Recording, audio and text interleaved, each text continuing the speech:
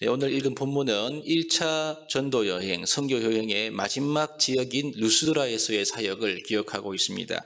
이 사역을 끝으로 바울과 바나바는 그들이 왔던 길을 돌아가면서 세웠던 교회를 굳건하게 하면서 그들을 파송했던 안디옥 교회에 가게 되고 거기서 선교 보고하는 것으로 오늘 본문이 마치고 있습니다. 이 루스드라의 사역에서 보면 놀라운 사건이 기록되어 있는데요. 그것은 나면서부터 걷지 못했던 안진뱅이가 이 바울이 말하던 그 말을 듣고 일어서 걷는 그런 기적의 사건이 기록되어 있습니다. 누가는 이것을 의도적으로 기록하는 것 같은데요. 베드로가 예루살렘 성전에서 안진뱅이를 일으킨 사건과 더불어서 바울이 전도 여행을 하면서 이 루스드라에서 안진뱅이를 일으킨 사건이 같이 평행을 이루는 것 같이 보입니다. 이것은 베드로가 유대인의 사도인 것과 마찬가지로 바울은 이방인을 위한 사도임을 알려주는 그런 역할을 하지 않는가 생각할 수 있는데요. 그런데 여러분, 이것은 공통적으로 둘 다 하나님이 하신 일이지요. 이 두 사도가 개인적인 경건이나 권능으로 한 것이 아니라 하나님께서 복음을 전하는 과정에서 큰 권능을 행하게 하셨고 베푸신 은혜 때문에 이 일이 가능했습니다. 하지만 여러분, 이 결과는 사뭇 다른데요. 베드로는 그 안진뱅이를 일으킨 사건 때문에 예루살렘에 복음을 전하게 되었고 수많은 사람들이 믿어 결신하게 되었는데, 오늘 이 루스드라에서는 그렇지 않습니다. 이방인들이 이것을 보았을 때는요, 마치 이 바울과 바나바가 이제 제우스와 헤르메스라는 신이 사람의 모양으로 온 것으로 착각하고 그 바나바와 바울에게 제사를 드리려고 하는, 즉 우상 숭배를 하려고 하는 일로 이어지게 되죠. 그래서 이 바울과 바나바는 깜짝 놀랍니다. 그래서 옷을 찢고 이제 그것을 결코 그렇게 하지 말라고 말리는 것으로서 이것을 이제 진정시키는 그런 사건으로 오늘 우리가 끝나는 것을 보게 됩니다. 아무튼 이 바울과 바나바가 루스드라에서 복음을 전했는데요, 기적과 함께 이제 그들이 우상이 될 뻔하는 그런 위기가 잠깐 지나가게 되는 것을 보게 됩니다. 여러분 생각해 보십시오. 만약에 이 바울과 바나바가 이 기적을 통해서 놀라운 인기를 얻게 되었고 또 사람들이 그들을 마치 신격화한다면 그런 위치에서 예수 그리스도의 복음을 전한다, 훨씬 더 영향력 있지 않겠습니까? 그런데 이 바울과 바나바는 그렇게 하지 않습니다. 복음이 전달되는 방식은 세상적인 힘이나 능력이나 위치를 가지고 전하느냐, 물론 그것이 도움이 될 수 있을지 모르겠지만 근본적으로 복음은 전도의 어리석은 것으로 하나님이 하시기 때문에 그런 거죠.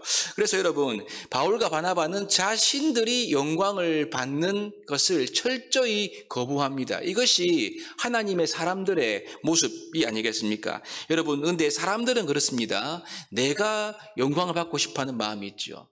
교회에서도 마찬가지입니다. 우리가 신앙생활을 하면서 어떤 일을 성취하고 내가 어떤 일을 잘하고 또 우리가 무슨 일을 열심히 기도하고 해서 잘하게 되면, 헌신하면 그에 대해서 뭔가 알아주기를 기대하는 마음이 우리 안에 있지 않습니까? 알아주면 마음이 으쓱한데 알아주지 않으면 기분이 안 좋아지는 거죠. 여러분, 이것이 사람, 즉 내가 영광받고 싶어하는 우리 죄인들의 본성이 아닌가 싶습니다. 여러분, 영광을 받게 되면요, 기억해야 됩니다. 그때부터는 자기만 드러날 뿐이지 하나님께서 우리 안에 나를 통해서 일하시는 역사는 문을 닫아버리는 거죠. 사라져버리고 마는 것입니다. 내가 영광 받으면 결코 하나님이 영광 받으실 수가 없는 거죠. 그러나 하나님께 영광을 드릴 때 하나님은요, 우리 통해서 역사하는 겁니다. 여러분 보십시오. 내가 열심히 일하고도 나는 무익한 종이라 할 것이니라. 마치 우리가 종이 되는 것처럼 아무것도 아닌 것 같아 보이지만 여러분, 그러한 삶에는요, 하나님의 영광이 그를 호위하고 지키시고 인도하는 거죠. 내가 주인이 되려고 하면은 하나님께서 도와주시고 은혜를 주시고 평안을 주시는 역사는 우리 안에 있을 수가 없다는 것을 기억해야 됩니다. 그러므로 오늘 이 바울과 바나바를 보면서 내가 영광을 받고자 하는 마음, 내가 조금이라도 인정받고 알아주기를 바라는 이런 마음들이 있다면 십자가에 못 박고 우리가 오직 하나님 한 분만을 높이리라, 이런 중심으로 신앙생활을 할 때 하나님이 우리를 호위하시고 지키시고 도우신다는 사실을 믿고 나아가시기를 바랍니다. 두 번째 보시면 또 이 큰 기적이 있지 않습니까? 여러분, 제가 바울이라 하더라도 이 바울 같은 경우는 베드로와 달리 베드로는 잡아서 일으켰는데 바울은 믿음 있는 것을 보고 일어나 걸어라 라고 말만 했거든요. 말했는데 이 사람이 일어나 걷는 거죠. 이런 일이 일어나면 얼마나 이 가슴이 뿌듯하고 좋겠습니까? 우리의 신앙생활이 이렇게만 되면 참 좋겠습니다. 하나님이 날마다 쓰셔서 우리가 뭔가 일만 하면 척척대고 성취하고 형통하면 얼마나 좋겠습니까? 그런데 여러분 바울을 보십시오. 이 큰 기적이 일어난 이후에 큰 박해를 받고 있습니다. 그것도 그냥 보통 박해가 아니죠. 사람들이 돌을 가지고 와서 돌로 칩니다. 생명이 마치 죽을 것 같은 죽음 일보 직전까지 가게 되는 위기를 맞이하는데요. 안디옥과 이고니온에서 그러니까 선교했는데 거기서부터 불만을 품었던 유대인들 여기까지 쫓아와가지고 사람들을 선동하죠. 선동해서 이방인들로 하여금 함께 이 안전뱅이를 일으키며 복음을 전했던 바울을 돌로 치는 거죠. 안전뱅이를 일으켰던 그런 놀라운 능력을 행했던 바울인데 그 바울이 어떤 자기가 평안하고 좋은 위치와 대접받는 것이 아니고요. 돌로 침을 당하고 있다. 여러분 얼마나 이것이 상반되고 있습니까? 거의 죽게 됩니다. 바울의 삶을 보면 위대한 기적과 함께 무엇입니까? 혹독한 환난과 시련이 함께 존재하고 있는 바울의 생애를 우리가 오늘 본문을 통해서 볼 수가 있는 거죠. 여러분 신앙생활, 우리의 믿음의 길은 항상 꽃길이 아닙니다. 우리는 꽃길, 비단길을 가는 것을 원하지만 우리가 걸어가는 인생길은 실상을 보면 항상 좋은 일만 있고 항상 형통한 것만은 아니죠. 축복을 받고 형통하고 이러면 참 좋은데 혹은 고난도 받고 일이 잘 안 풀어지고 답답한 것 같은 상황이 우리의 생활에 얼마든지 있는 것입니다. 여러분 무엇이 중요할까요? 형통하고 잘 되는 것도 중요할 수 있겠지만 여러분 그것 자체가 중요한 것이 아니라 형통이나 고난이나 그 어떤 삶의 환경보다도 하나님께서 이 바울과 지금 함께하고 있다. 죽음 앞에서도 건지시는 하나님, 그 바울을 이끌어서 남은 사역을 감당케 하시는 하나님께서 바울과 함께하고 있다. 이것이 훨씬 더 중요한 일이죠. 여러분, 하나님께서 우리의 기도의 제목을 응답하십니다. 그렇기 때문에 형통할 것을 기대하고 간구하십시오. 그러나 그리 아니하실지라도 나의 기도의 제목이 당장 응답되지 않고 내 삶에 당장의 형통함이 없다 하더라도 여러분 우리는 하나님께서 나와 함께 하시는 것, 지금 이 괴롭고 답답한 순간에 나를 버리지 않고 내 마음에 살아계셔서 위로하시고 소망을 주시고 인내케 하시는 하나님이 함께 하신다는 사실을 우리가 믿고 그분을 의지해야 됩니다. 임마누엘의 은혜가 큰 은혜임을 우리가 믿어야 합니다.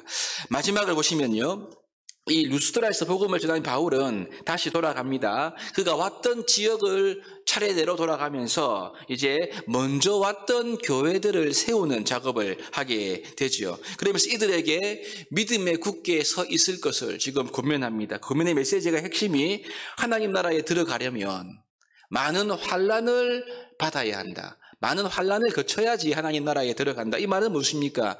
우리가 믿는 복음은 그냥 내가 잘 되기 위해서 믿는 것이 아니라는 거죠. 대가를 지불한다는 말입니다. 마치 밭에 보화가 있는데 이 보화를 어느 농부가 발견하잖아요. 그러면 어떻게 합니까? 집에 가서 자기의 모든 소유를 다 팔아서 그 밭을 사는 겁니다. 내 소유를 다 파는 대가를 지불할 때 그 밭을 살 수가 있는 거죠. 이 밭에 감추인 보안 하나님 나라의 비유가 아닙니까? 오늘 이 바울은 그 하나님 나라를 얻기 위해서 자기가 영광받는 것이 아니었고요. 자기가 돌에 맞는 환난의 대가를 지불하면서도 그 밭을 사는 그가 이제 교회에 가서 그가 왔던 교회에 가서 하나님 나라에 들어가려면 환난을 받습니다. 받아야 합니다. 대가를 지불합시다. 그만큼 우리가 받은 복음이 귀합니다. 이 메시지로 교회를 지금 든든하고 굳건하게 하고 있는 거죠. 그와 더불어서 자기가 지나왔던 교회들에게 장로를 세웁니다. 장로를 세우고 그들을 세울 때 본인이 마치 파송 받아왔을 때 금식 기도하면서 받아온 것처럼 금식 기도하며 하나님을 간절히 의지하며 각 성에 다스릴 수 있는 또 그 목양할 수 있는 장로님들을 딱 세워놓고 이제 그들로 하여금 그 교회가 자존할 수 있도록 확실한 조치를 취하고 이제 수리아 안디옥으로 돌아와서 선교 보고를 하게 되는 것을 보게 되죠.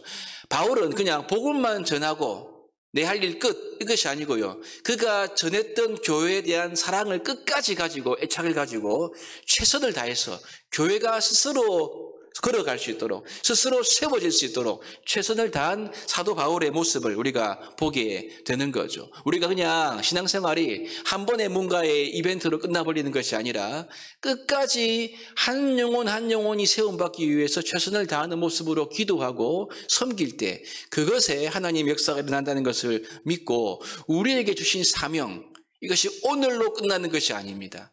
내일로 끝나는 것이 아닙니다. 나의 생명이 닿는 그날까지 하나님의 사명은 계속되어지는 거죠. 그러면 우리는 그 사명을 최선을 다해서 한 생명을 위해서 나아가는 우리가 될 때 하나님이 기뻐하실 것입니다. 오늘 말씀을 우리 가슴에 새깁시다. 내가 영광받는 것이 아니라 하나님께서 영광받는 삶이 될 수 있도록 기도하고요. 우리가 형통과 하나님 축복을 주시기도 하시지만 더 중요한 것은 고난도 있는데 그 모든 상황 가운데 임마누엘이 하나님의 은혜를 날마다 경험할 수 있도록 우리에게 주신 역할을 끝까지 다할 수 있는 최선을 다할 수 있는 한 영혼을 위해서 그런 삶을 살아갈 때 우리의 인생은 마치 사도 바울의 전도 여행 같은 하나님이 함께 하시는 복된 은혜의 삶이 될 줄로 믿습니다. 이런 역사가 저와 여러분들 가운데 주어지기를 주님의 이름으로 축복합니다.